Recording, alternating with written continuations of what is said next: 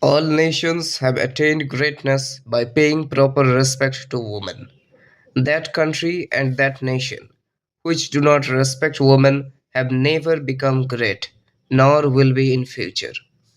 The principal reason why your race has so much degenerated is that you have no respect for those living images of Shakti. Swami Vivekananda. Women are the better half of men.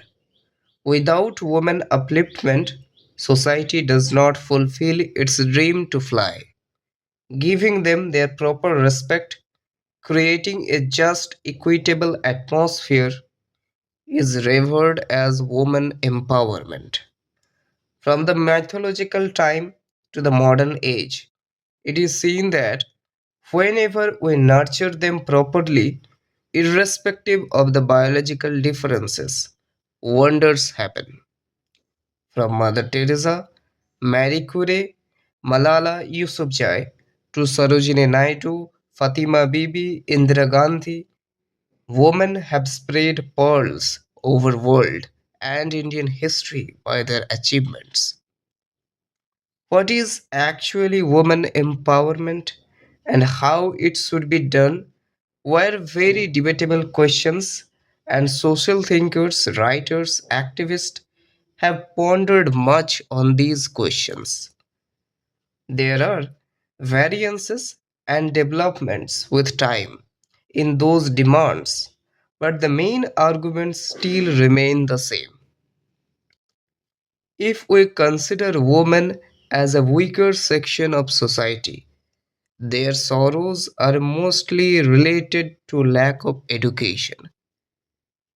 As Swami Vivekananda has already told us, educate them. They will solve their own problems. We are limited to giving them education. In fact, education gives an individual power to think and then to bring revolution. Women know what is perseverance. Society has taught them. The lamp of education will guide further. An educated mother never leaves her children in the dark alleys of ignorance. The social structure of India demands amalgamation of chastity with freedom of woman. If we can take the freedom from Western world and alloy it with the mindfulness, then every Indian woman would improve the societal conditions. Famous early women rights advocate Mary Wollstonecraft, in her vindication of the rights of women, challenged the then people to provide girls equal resources so that they could show what they are capable of. Parlor is not where they belong, but freedom shall be in both private and public life. They are not child producing machines, but possesses immense mental strength and tolerance to absorb all the worldly affairs. Freedom in all aspects of life is much needed: social, political, economical, and cultural. Political participation, that is, right to elect and participate in election, can abruptly change the scenario.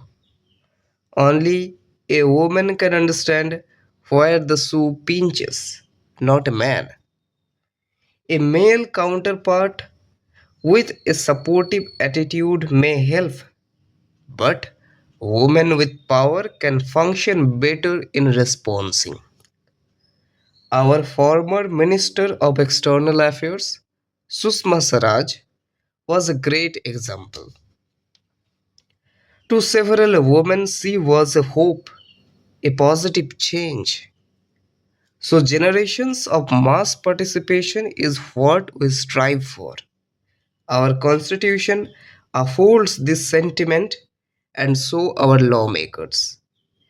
Reservation in Lok Sabha and Panchayat introducing several gender specific laws like POS Act, DFI Act, POXO Act, etc. Schemes like Kanasri, Beti Bachao, Beti Padhao are playing vital roles in reshaping lives. Still, more efficient, responsive, and stringent policy making is required. So, to not only address violation of the dignity but also avoiding exemplary punishments to miscreants. From the government and judiciary, there should be a clear message on these sensitive issues. There should be more and more caregiving and responsive units so that a woman in distress can reach out them in emergency. Law enforcing agencies should collaborate to provide the much needed state as well as mental support to an ailing woman. Though today, women are becoming more capable of reaching out proper institutions, but at rural and backward places, they suffocate due to unequal rights provided to them by the society.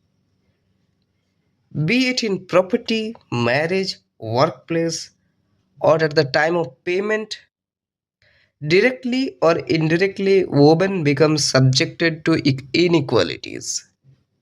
Again, access to healthcare at proper time or having reproductive rights upon their own body are hard to imagine at that places. Menstrual hygiene is a myth. Only metropolitan cities have sufficient access to sanitary pads and other necessary items. Villages exist where untouchability is practiced on menstruating women. Even near relatives subject teenage girls to their barbaric sexual assaults. Eroding such inhuman culture by modern science and education is the sole way for India to prosper. We cannot leave a section of society at misery and dream for becoming Vishwaguru. The motto of Global Village should smell the petrichor of our villages. Women empowerment flourishes with economic independence. Being empowered is often regarded synonymous with being economically independent. With financial literacy and exposure, they can break the cycle of poverty and dependence in a family.